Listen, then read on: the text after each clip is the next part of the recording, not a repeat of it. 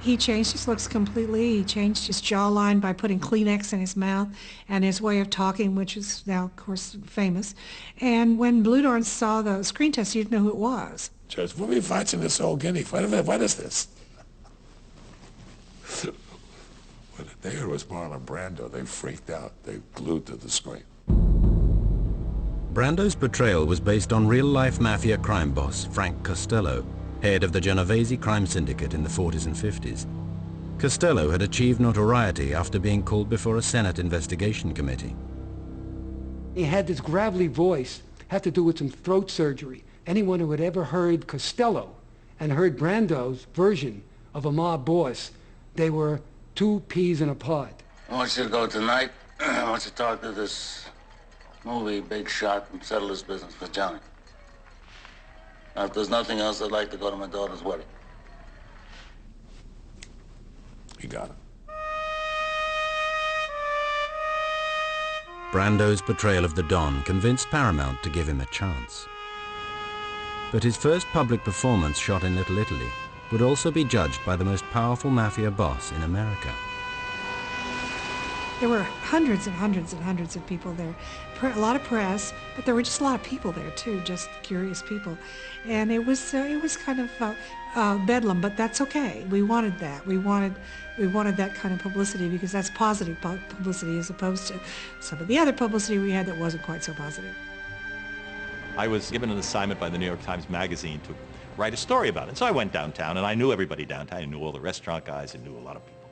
And I'm there watching Brando, and that scene was a great scene where he gets shot. They came to see the scene where the aging Don is the victim of a botched assassination attempt ordered by fellow crime boss Virgil Sollozzo.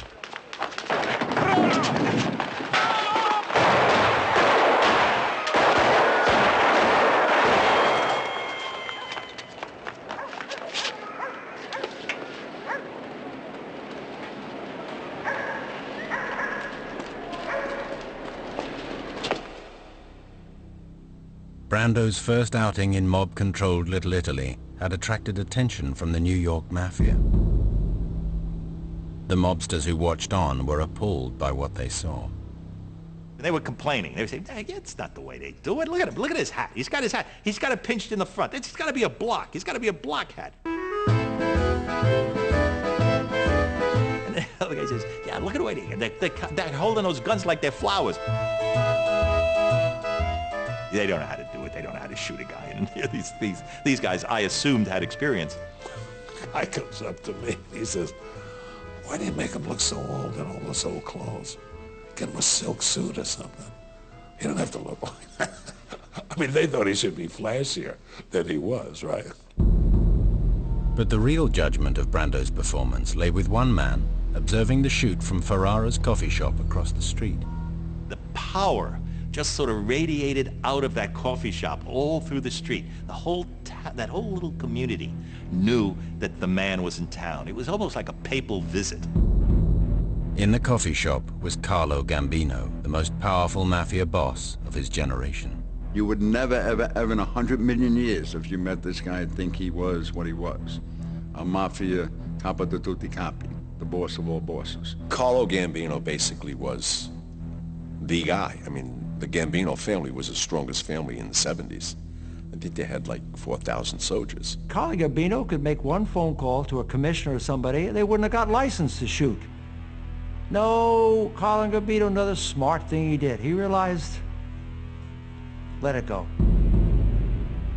Brando had won the real-life Godfather's seal of approval. After blocking the film for so long, the Mafia were becoming seduced by Hollywood.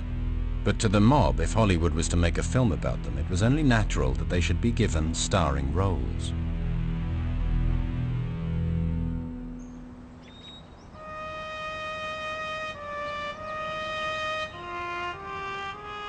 And at the Corleone compound on Staten Island, the Mafia and Hollywood would finally merge during the filming of the seminal wedding scene. The wedding scene itself was the first scene of the movie. And it was like 3 weeks we were up in Longfellow Road, and they had, 100 New York police guarding us, and we needed these guests. The families were putting big pressure on us to hire some of their people who wanted to be actors, some who wanted to change their profession from being professional killers to being actors. And so we did in fact hire a couple of people that way. There were clearly people in New York, League members among them, who wanted to be in the picture. And if you need Italian Americans to be in the movie, why can't it be us? The photographer at the wedding and other parts of that movie, that was the same photographer. That was the League's official photographer.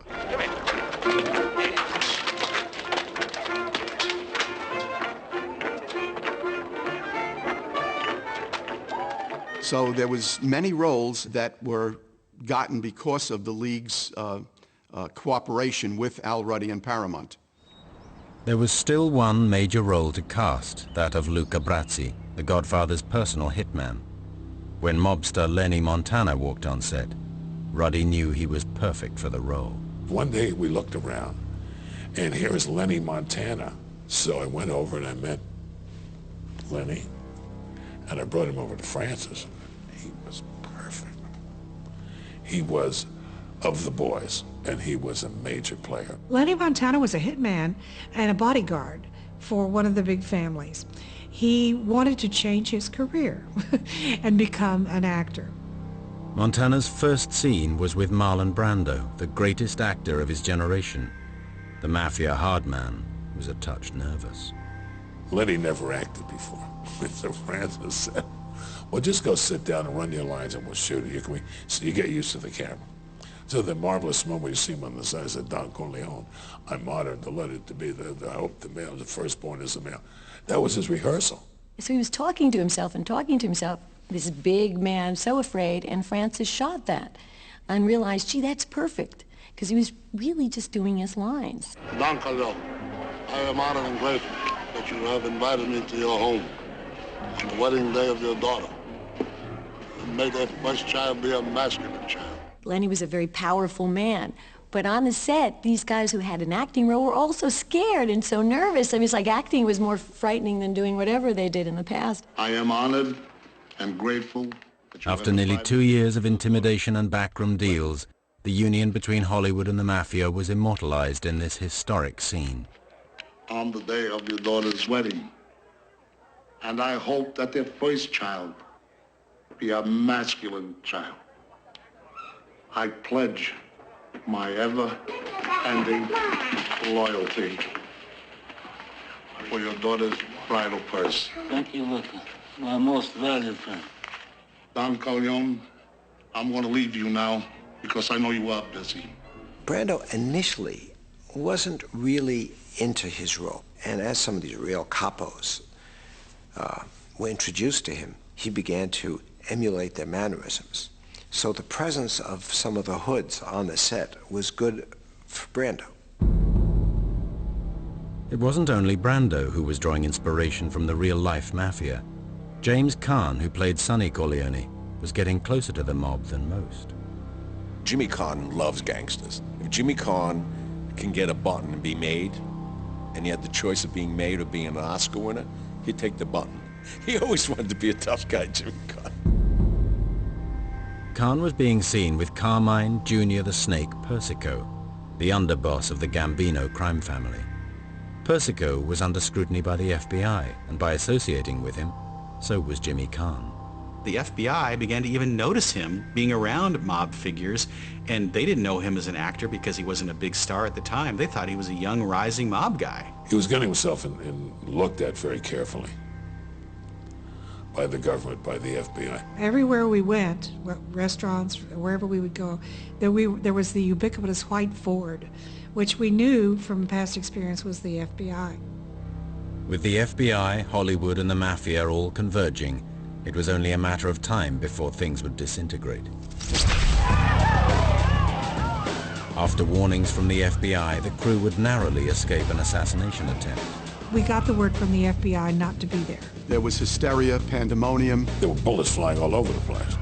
And during the last days of production, the streets of New York would erupt into a fully fledged Mafia war.